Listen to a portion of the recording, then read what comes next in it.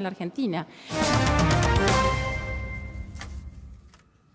Qué problema la economía en el país, más que nada también porque en estos momentos de crisis de la Argentina está arrastrando mucho también el nivel social. Pero para eso también hay que acomodar, ¿no?, todas las cuentas. Vamos a hablar largo y tendido de esto con Santiago Montoya, que es especialista en políticas públicas. Fue director incluso de ARBA en la gestión de Felipe Solá y Daniel Scioli, recién conversábamos, pero tuvo un paso por varios lugares del Estado. Así es, estuve en el Ministerio de Economía de la Nación, en la DGI, bueno, después trabajé con el Banco Mundial y con el BID en varios países de Latinoamérica, y bueno, después me tocó la provincia de Buenos Aires, que eso es un poco más conocido, ¿no? Tanto, lo principal fue en la parte de impuestos, pero también estuve en el grupo financiero.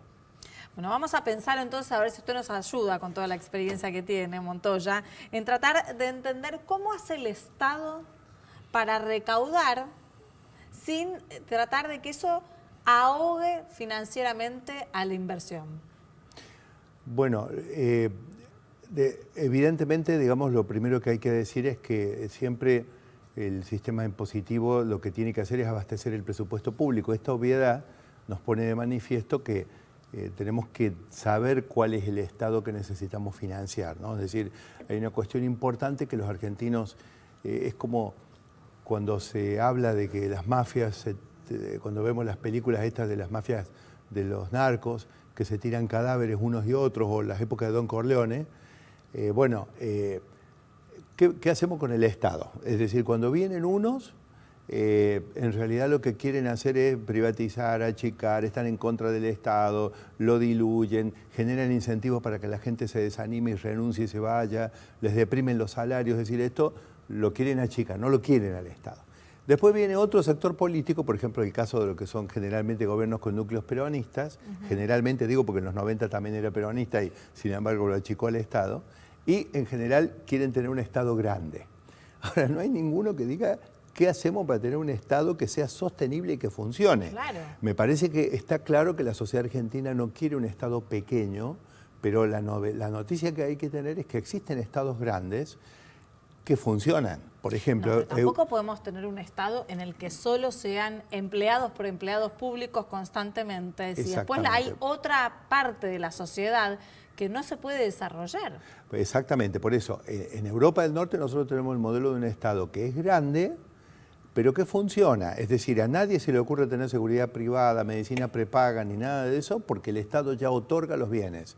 Cuando uno tiene un Estado grande, que encima los bienes y servicios que entrega no son de calidad, y la gente, o las empresas también, tienen que gastar de nuevo para poder darse ese servicio que no es de calidad, la verdad que se hace insoportable. Entonces digo, lo primero que no quise dejar de decirlo es qué es lo que vamos a hacer con el Estado. Hay que modernizarlo, hay que transformarlo.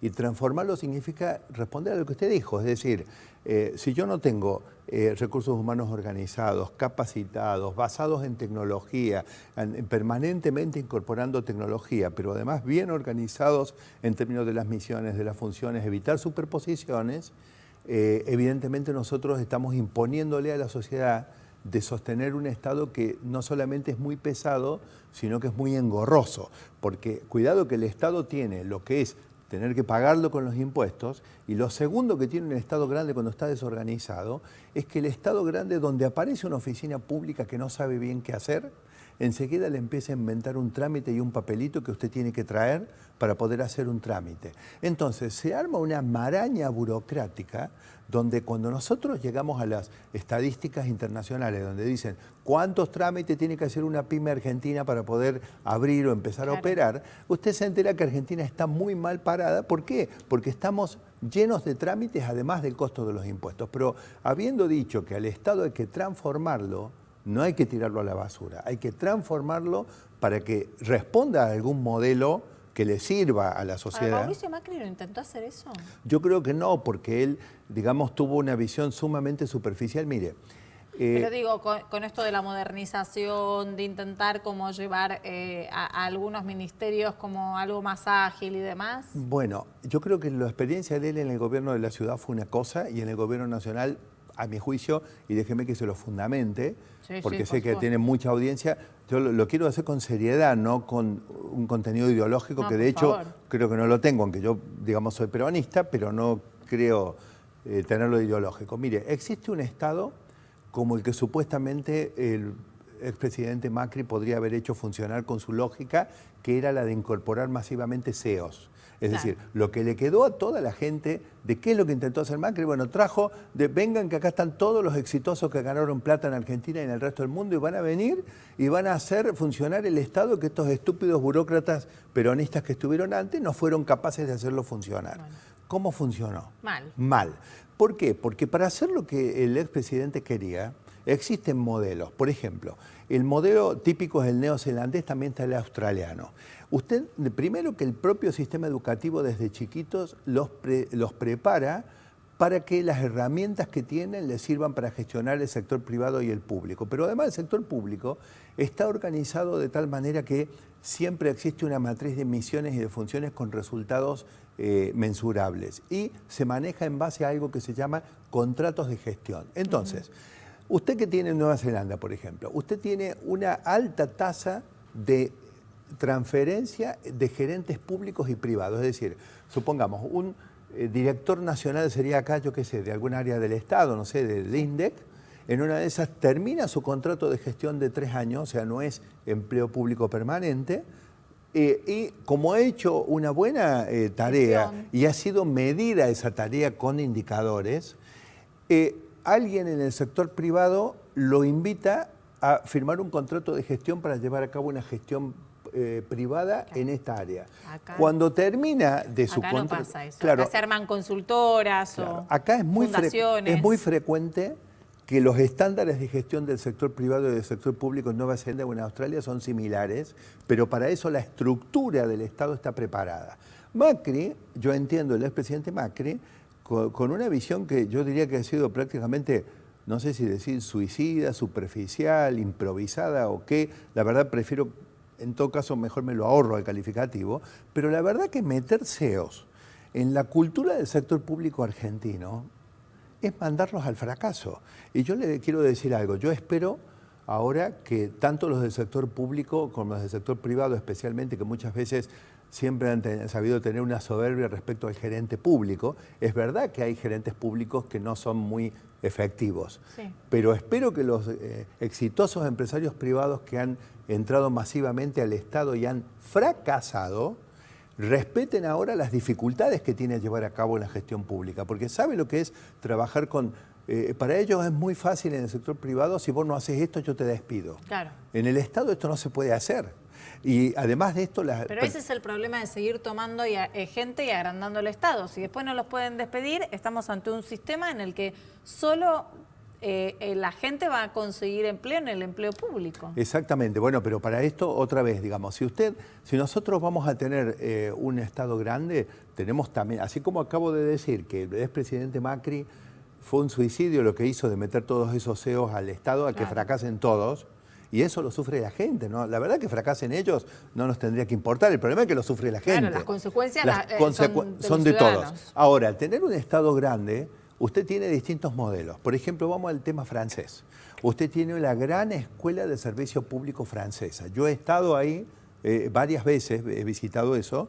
Esta, no solo esta, la de Japón, me gusta mucho la de Europa del Norte, pero la de francesa, usted desde que entra hasta que sale, usted recibe instancias de capacitación permanente y entonces es una especie de profesión ser empleado público y están preparados y capacitados para eso. También tiene la escuela de Europa del Norte, un poco más lo que sería Suecia, Finlandia, Noruega, pero tengo una cosa para decir, si usted no incorpora tecnología, no los organiza y no los capacita permanentemente, ese Estado no va a funcionar. Entonces, cuando usted, ahí es donde vamos a lo que yo decía de los cadáveres que se tiraban los de Don Corleone. Con el Estado acá estamos con el tema que nos lo tiramos entre nosotros, es decir, los que tienen visión más de derecha, privaticémoslo, achiquémoslo, pisémoslo, destruyámoslo.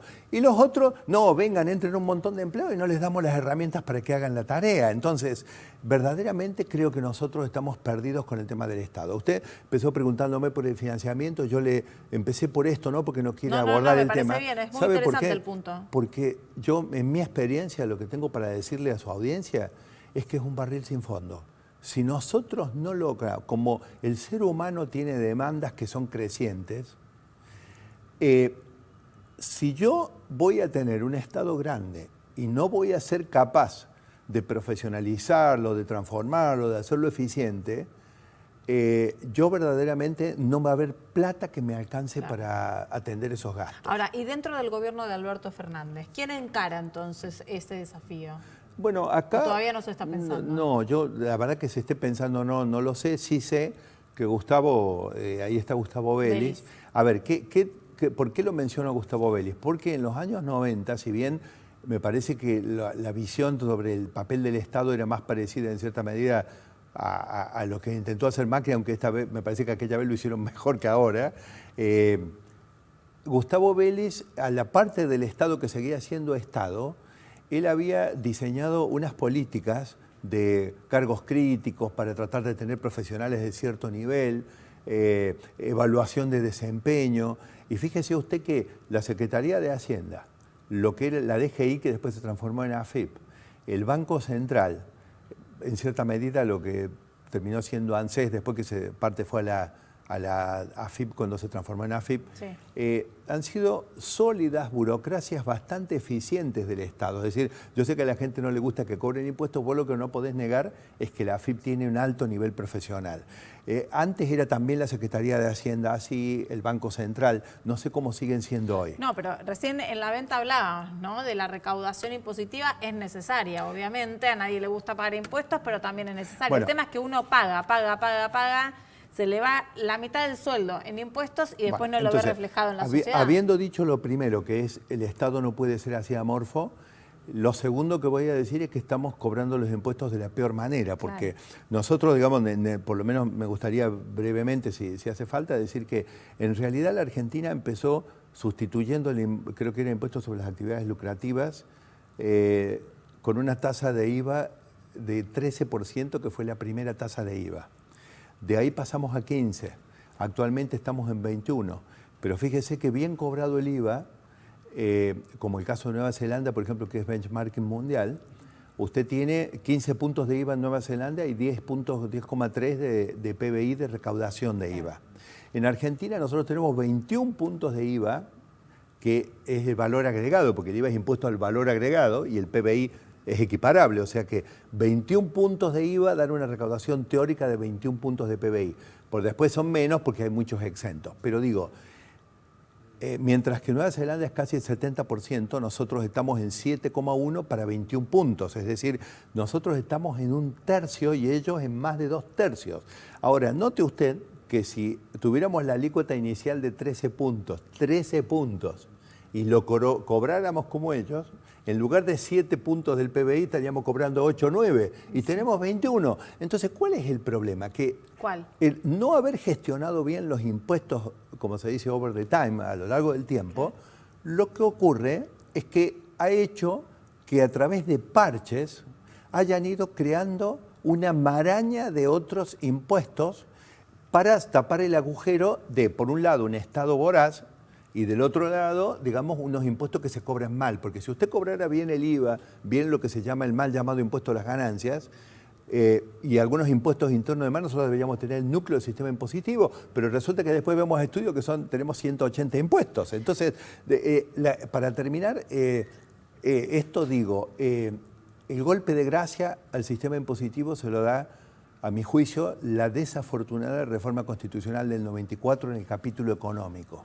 Porque lo que hace es habilitar que provincias y municipios, sin ninguna referencia a algún tipo de fondo compensatorio que les permita coordinar las políticas, se den vuelta y ejecuten virtualmente, tributariamente a sus vecinos. Mire usted ahora que se suspende... Entonces, todos cobran impuestos. Claro, no, y aparte se superponen, entonces se hace una maraña y van piramidando. Y note esto.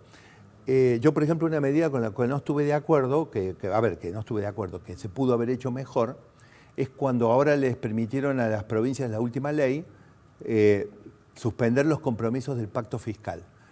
A mi juicio, no, eso no fue un acierto. No fue un acierto hecho de esta manera. ¿Por qué?